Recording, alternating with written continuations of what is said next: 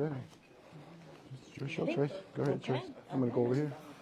Hey. Good morning, Hey. everybody. Hey. Thank you for joining us. I'm Tracy Walker with Public Affairs Unit of the Richmond Police Department. And would like to let you know that what we're going to discuss today is concerning an ongoing investigation. And so the details are somewhat limited, but we will do our best to get what you need. So today, please help me welcome and help me also thank the members of the Richmond City Council and the mayor of the city of Richmond, Mayor Stoney. And at this time, would ask him to please come up. Thank you, Tracy, and good afternoon, everyone. I want to begin by first thanking the Richmond Police Department and their partners as well. Today represents what working together should look like here in the city of Richmond. Working on a tip, our officers quietly investigated and collaborated with their law enforcement partners and the community to stop what could have been a terrible day for the city of Richmond. As we continue to live through an era, an age of mass shootings, and all around our country, no community is immune. And this reminds us that this does not have to be our narrative in Richmond or anywhere else throughout this country. We've seen the proliferations of weapons of war being used on our civilian population throughout this country. We've seen it in Uvalde, we saw it in Buffalo, and unfortunately we saw this past 4th of July in Highland Park, Illinois. And that's why it's very, very important that we remember the phrase, see something, say something. And that phrase came in handy this past weekend, and it shows us why it is important to remember it, but also to put it into action as well. It worked for us on July 4th, and it saved lives here in Richmond.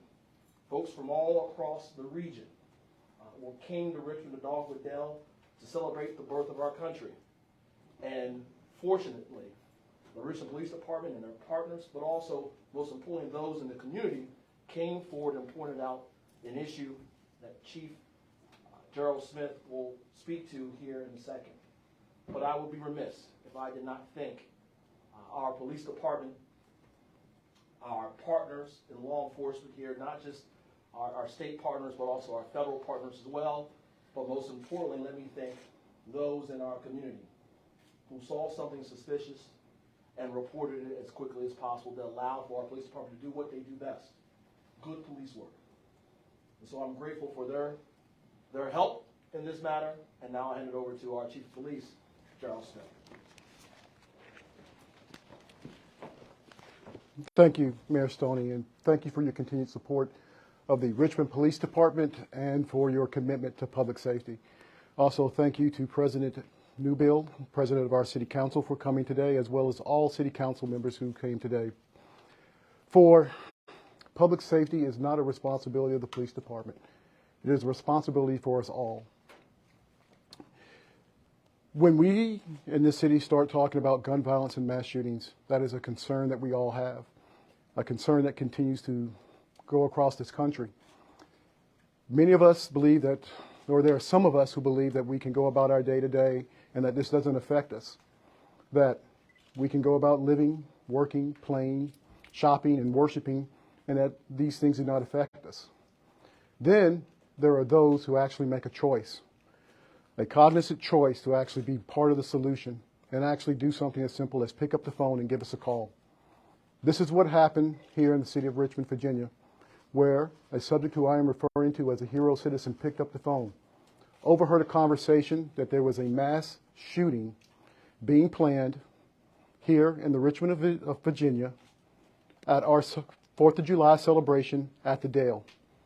That citizen picked up the phone and called our brave men and women at the 2nd Precinct. Those men and women of the 2nd Precinct began an investigation, along with Homeland Security and our Special Investigations team, went over to the 1000 block of Columbia Avenue here in the city of Richmond to begin their investigation. Once inside that residence, they saw evidence in plain view that corroborated the hero witness's statement. that there was a concern. The investigation continued. They seized 2 assault rifles, 1 handgun, and 223 rounds of ammunition. At that time, Julio Alvarado was taken into custody. He was charged with being a non-U.S. citizen in possession of a firearm. He is being held currently at the Richmond City Jail. The investigation continued. Officers continued to put surveillance on a second subject, and that second subject was watched throughout the holiday until afterwards, in which PC was actually obtained, and he was taken into custody as well and charged with the same thing. That hero citizen from one phone call, well, let me back up. After that phone call was made, our investigation also reached out to the FBI. The FBI was very important and very critical in this investigation because we had to be sure that the scope of the plan only included those who we were looking at and did not exceed that. In other words, we did not want to miss anything. And we are very grateful to the FBI for their help and their cooperation with helping us with this investigation. As it continued on, and the second subject was arrested,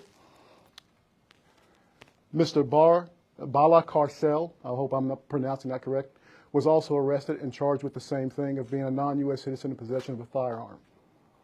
The success of this particular investigation can only be juxtaposed against the horrors in which the rest of the country has seen. There is no telling how many lives this hero citizen made. I mean, how many lives this hero citizen saved from one phone call. And that's why I'm so proud to have our elected officials standing behind us right now, because they know it's important that public safety is a responsibility of us all. One phone call saved numerous lives on the 4th of July. And moving forward, we employ that everyone, if you see something, say something. If you hear something, say something. It is a responsibility of law enforcement that if we hear something, that we do something. And that is the message I would like to get out today, that see something, say something, works. So at this time, we'll take a few questions.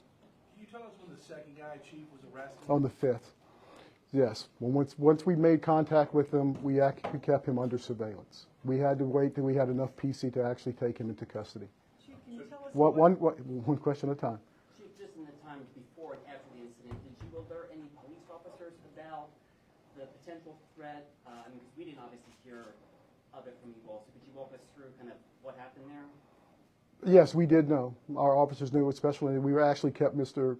Barsakalala, we kept him under surveillance. Okay, we kept our eye on him, but we had to make sure that we were looking at the right ones, that the investigation included those we were looking at. We didn't want to come up off it too soon and then let someone else actually get away.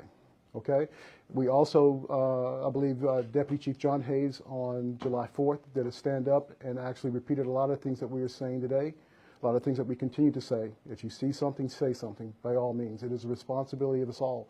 The force multiplier for any law enforcement or public safety agency is the citizenry itself, because they see more and they hear more. 1 second, she was next.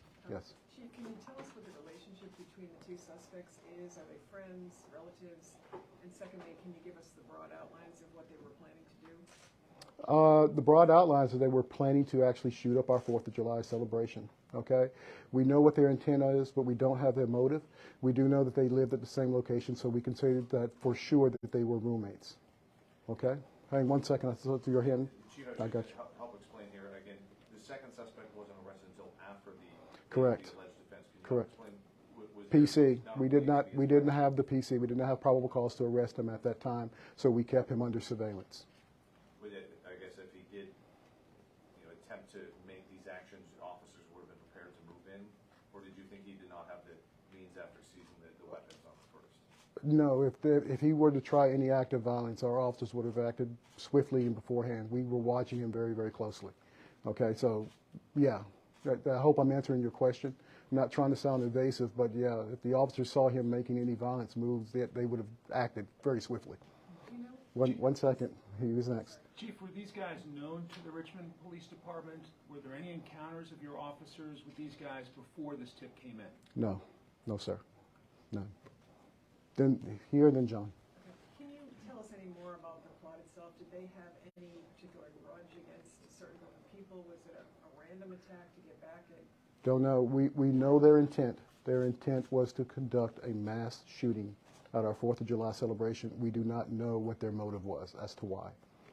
John? The history of these suspects, I've been told from sources that one of them at least has been deported several times. Can you comment on that, and how frustrating it is to have some guy come in time after time again, and this is the outcome? It can be frustrating when things like that occur, that people who shouldn't actually be, who are criminals, actually continue to be able to do those type of things. It can be frustrating. But it is very, very encouraging to me when I know that our police officers, especially here at the Richmond Police Department, will continue to do their part. Okay? If there are any other charges, we will make them. We'll go wherever the investigation continues to lead us. You, yeah. What, No, yes, sir. Go ahead. Could you elaborate a little bit more on the tip that came in? It was a conversation overheard. Could you talk about where it was? I mean, was it, any other details you could provide around that tip that came in? It came from a hero. It came from someone who did the right thing. It came from a hero. And that person, we owe several lives to that one person. And that's what I can say right now. They're a hero. Yes, ma'am. you said the hero overheard a conversation. Was he in a crowd somewhere where he overheard a conversation, or was it a friend of his he heard talking, or can you say anything about how he overheard this? No, don't know how he heard it, but he heard it, and he did the right thing with the information. He put it into the hands of law enforcement, and we are so thankful for him, and numerous families and friends and loved ones are as well. Can you tell us what country these men are from? I cannot right now because I don't remember, but I do think it is somewhere buried into this report that we can get that answer to you, ma'am. And apologies if you always said this, the timeline of when the tip came in to when the arrest was made, what was the time? July 1st. So, same day? Same day it came in, the officers jumped right on it. Did you say July 1st? July 1st. July 1st. Yes. Any other Both men questions? being held remain without bond at the moment, or do you I believe they don't have any bond at this time. No bond at this time, because they are in the Richmond City Jail at this time. What do we know about how the firearms were acquired? Okay, what do you? Do we know anything about how these people sort of acquired these firearms? It seems like it was done illegally. We will be utilizing our ATF to help us do a trace of the weapons and the path that they've taken. Does that answer your question? Okay. Here, then here. And then you, sir. Was the West Broad Street shooting connected to this plan in any way? No, ma'am. Not at all. Here, then you. Event organizers at Dogwood Dell ever notified about what you all were doing and what was happening? We had a very robust plan, no. But we were keeping an eye on it. I won't give the details out of what we were doing, but I can tell you that the majority of our police department was working on the 4th. Okay? We knew and we can see what's happening around the country. It was just not only Dogwood Dell that we had a concern about, but we also had concerns about the Diamond in the baseball game as well, too. And let me be very blunt as I can be sometimes. This is where these cowards go. Wherever we gather, that's where they want to be. So we know what they will be looking at. So, yes, sir. Kind of along the same lines, did this increase the security plan for July 4th, after July 1st, after this? No, it did not. We were already pretty robust in what we were doing and utilizing a lot of special tactics and things that we were looking at already. This did not did not cause us to do anything extra. It's what's going on in the country that caused us to do what needed to be done. Okay? Yes, sir. Chief, after hearing about Highland Park, what was your reaction? I mean, you had a situation in your own city. I think I'm like any other citizen who's just outraged at this. This has got to stop. It's just got to stop. I may be the police chief, but I'm also a citizen, and it's ridiculous. At some point in time, this has got to stop. This is America, and we have a right to gather, and we should be able to gather peacefully to do whatever we want to do. Were there any details on how they planned on carrying out this shooting? I mean, Dogwood Dell has that tower there above there. I mean, what was the detail on that? If you're asking if we thought they were going to use the high ground, we don't know. We don't have those type of details. Okay? We just know that that's where they were going. Okay? And that's where we would gather as a people. Will they be in court this afternoon, tomorrow, do you know? I do not have their court schedule, ma'am. Yes, sir. When this tip came in, obviously, the department gets a lot of tips, so during your investigation, what kind of led you to believe that this was like a reliable source as far as that's concerned? Like, what point in the investigation? When they called. The officer could have blown it off. The officer could have said there's no way, no how, just made a note of it and moved on. The officer at the 2nd Precinct deserves so much credit. It's a phone call. They took the time to take the notes, to take a look at it, make the phone calls, get Homeland Security, get our special investigation involved, and we did our due diligence. Chief, when you made contact on July 1st with the first suspect, did they confess or say anything to you about the other gentleman that led you to believe, okay, this is legit, we got to go in and take what we can now and seize what we got? I don't think it was the statements. I think it's what the officers saw when they walked in there. There was evidence in plain view that corroborated what our hero citizen had told us. So we knew we were on the right track there. Did they let him in the apartment? Did he let the police in the apartment, or was there a warrant? They were allowed into the apartment, yes. Yeah. No warrant. If that answers your question. There was no warrant. Yes. Can you speak to, I know obviously that the firearms there, was there anything else that led you to believe that you were on the right path and share that they were planning? There was firearms-related material that was in plain view. But Okay. nothing about indicating Dogwood Dell other than the No, tip? no, other than the tip.